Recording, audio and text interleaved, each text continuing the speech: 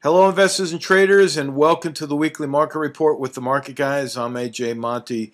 The markets are just about closed. We're mere minutes away from the close of all the markets on this Friday the 14th. And this is a one-year daily candle chart of the volatility index, ticker symbol VIX.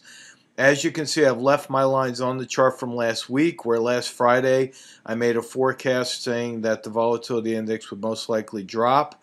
And what happened? It dropped exactly like I said it would. And today, right now, you see that small-bodied candle tells us that the market or the volatility index is starting to slow in its momentum. Now, there is still a support level from back here, right around 11.5 for the VIX.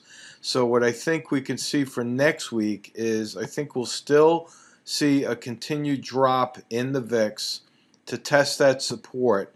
And then I think we're going to bounce. I'm actually going to go out and make a 2-week forecast that'll cover just about 10 trading days right there.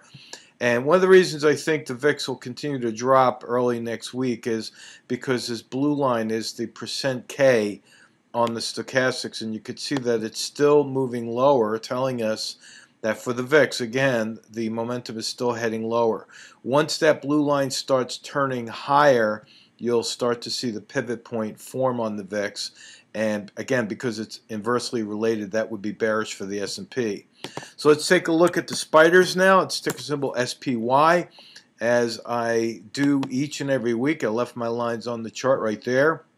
Last Friday, I drew that diagonal line. You can see that as I zoom in just a little bit more closely. I drew that line saying that we would most likely rally in the S&P. And look at that, it followed exactly like I said it would. And today we have what's called a doji. This is very much a symbol or a sign of indecision. So while I think the S&P could move higher Monday, I'm not even going to go so far to say Tuesday as well. I think on Monday we'll see the S&P move higher, and then we'll start to see it pull back in an attempt to fill this very minor gap right there. There is a resistance point right here at the top that I will definitely draw for you there so that we could make sure that we identify that as resistance. And so I think we're going to go up to that point, test it, and then pull right back. So that's for the S&P. If you look at the diamonds, this is the ETF for the Dow Jones Industrial Average. You can see, again, I left my lines. That was my forecast. We went up on Monday. We had a red candle, and then right after that, we had that strong green candle. And then Wednesday, Thursday, Friday, we continued to rally up. We hit my target price, which is the end of that line. And let me zoom in a little bit more. The end of the line, remember, is my target, and we even exceeded that. Now, for the diamonds, I think we're going to still go up just on Monday, and mainly because the momentum is still showing positive on the stochastics. And then I think we're going to start to pull back to this 20-period moving average, which is that blue line. So I wouldn't get too bullish. In fact, I would be very defensive at this particular point in time because you want to protect your downside against any moves lower.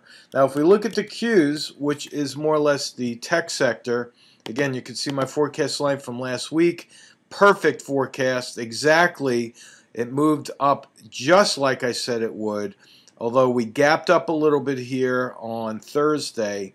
Again, I think we're going to continue higher on the Qs. In fact, what I'm going to do is just extend this line just like that. I think we're going to move a little bit higher, and then we're going to start to pull back just like that. So I'll leave that in place so that next Friday you can analyze the markets with me to see just how well these forecasts worked out. Now finally, let's take a look at the Russell 2000. This is a more broad-based index.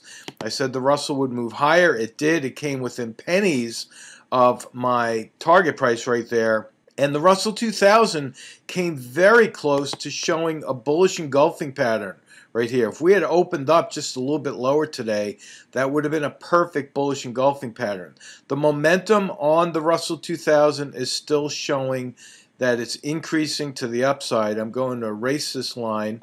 That's an old forecast line now, and I'm going to draw my new forecast. I think that the Russell 2000 will continue to move higher throughout next week.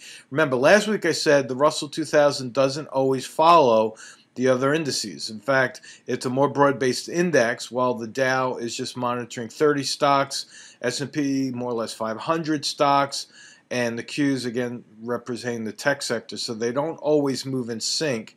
But I think we have enough evidence here to tell us that we're going to see all around buying on Monday, and then we'll have to see what happens for the rest of the week. So if you'd like to learn more about what we do at The Market Guys, just go to themarketguys.com. You could scroll through our web page right there. Click on the video tab at the top, and it'll bring you to an educational video library where I've left some tidbits that we call market shots. These are very short videos that give you lessons on what we talk about here. You can learn about trading the gap, the role reversal, head and shoulders patterns, you name it, we have it. And again, it's just one lesson at a time. They're very short. You can squeeze it in on your schedule and not take any time out of your regular busy life. So hope you enjoy this. Have a good weekend, and we'll talk to you soon. So long.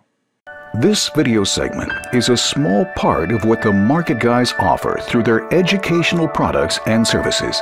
If you are interested in any of our Trade Alert services, or you would like more information about our one-on-one mentoring program, simply contact us at info@themarketguys.com.